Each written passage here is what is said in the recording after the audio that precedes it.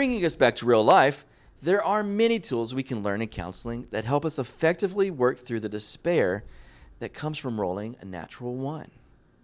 Some forms of therapy, such as dialectical behavioral therapy, or DBT, put a major emphasis on managing emotions in those situations. Half of the tools in our toolbox today will actually come from DBT. A general, non-specific tool that I think is foundationally important before moving on is a principle called freedom to fail. Failure has become a naughty word. We do not like the concept of failure, often trying to cover it up with something more positive, something that makes us feel warm and fuzzy inside. We didn't fail. We experienced a learning opportunity. While it is true that we should learn from our mistakes, it is important that we do not diminish the fact that we simply screwed up or missed the mark. There is no shame in failure. In fact, that is often the greatest time of growth and learning. Shame whispers, "I'm a failure." But truth proclaims, "I failed, but I'm not defined by it." Don't run from the potential of failure. Roll the dice. Yeah, maybe it'll be a natural one. Maybe not. And if it is, remember the difference between failing and being a failure. You will better endure emotional pain if you can separate your shortcomings from your identity. Second is a tool taken from DBT. It is a set of skills focused on distracting yourself in the moment, and is built around the acronym ACCEPT.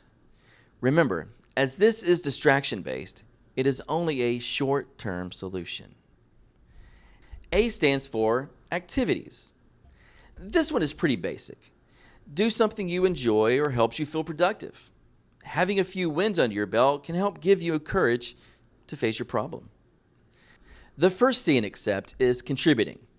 Do something nice for someone, something helpful. If it is a person that is contributing to your turmoil, this nice action doesn't have to be for them, but it can be if it helps the situation. Believe me, there are far worse things you could do than turn your emotional pain into kindness for someone else. The second C is comparison. Compare yourself to someone who has it harder than you. This is not meant to diminish or dismiss your own feelings or denigrate that other person. It's about perspective. Yeah, you have it hard. And others may have it even harder. What are they doing to endure their natural one? E is for emotions. If you're feeling sad, don't engage activities that feed into that sadness. Create a different emotion. Watch something funny. Listen to something soothing. Do something productive. P is put away. Imagine yourself putting that situation or emotional pain in a box. What does that box look like? How is your pain kept secure in that box? Are there locks or chains? If you can visualize yourself putting that pain away, you may regain a sense of control for when it's time to take that pain back out and deal with it directly. T stands for thoughts. Engage your mind.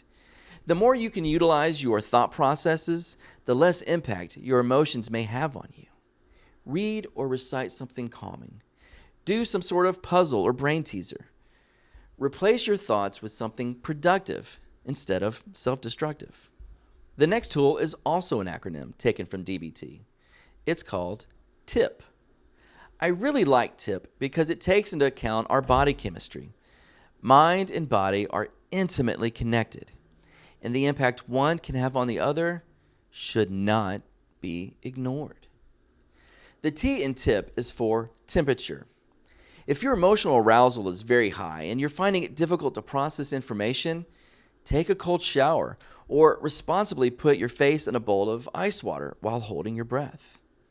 For younger kids, don't try the shower or bowl method. Rather, get an ice pack and gently apply it to eyes and cheeks or forehead. I stands for intense exercise. I talk about this in the Rage video as well. If we can convert our despair into physical activity, we will begin to associate that stress with something healthy instead of overwhelming. Once we've worked it out physically, we might be better positioned to work it out emotionally. The first P in TIP is paced breathing. Slow, deep breaths can be effective to reduce our emotional arousal. Again, I referred to this one in the Rage video, so go there for more details.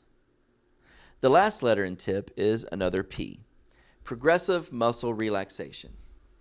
Your body physically stores up the emotional stress that it experiences. By releasing that tension in your muscles, you may be able to clear your mind enough to engage the problem. Starting with your toes and working all the way up, focus on each muscle group.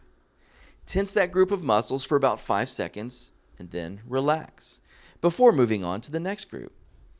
Make sure you don't add to your distress, though, by hurting yourself or causing yourself to cramp up by being too forceful with that tension. The last coping skill we will explore today is another general tool, using your senses to ground or center you. Our senses help us process information in the here and now, but they are also deeply associated with our memories. Use those senses to connect with something soothing or pleasant from your previous experiences. Take in the beauty of nature or admire a work of art. Look through a photo album. Make some cookies or brew some coffee. Find a lotion or perfume that is calming. Flowers or herbs are also great for this. Listen to your favorite music or get lost to the sounds of nature. Take a bite of that cookie or a sip of that coffee you made earlier. Really focus in on the complexity of the flavor. Or take a nice long bath. Cuddle with a pet. Do some gardening.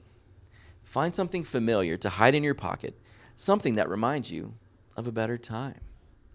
There are so many tools we could discuss, and I encourage you to look for more if you found any of these helpful. My hope for you is not that you do not encounter hardship. That's a fairy tale. My hope for you is that when you do roll a natural one, you have the tools to endure it. And by enduring it, you achieve a more complete understanding of your value and what you're truly capable of.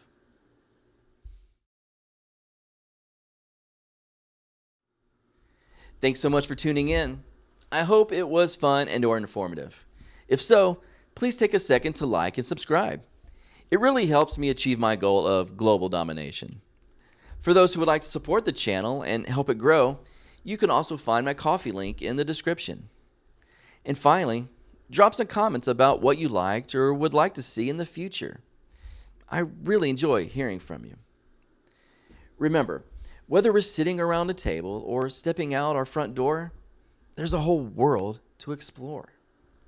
It's so much better when we take that journey together. See you soon.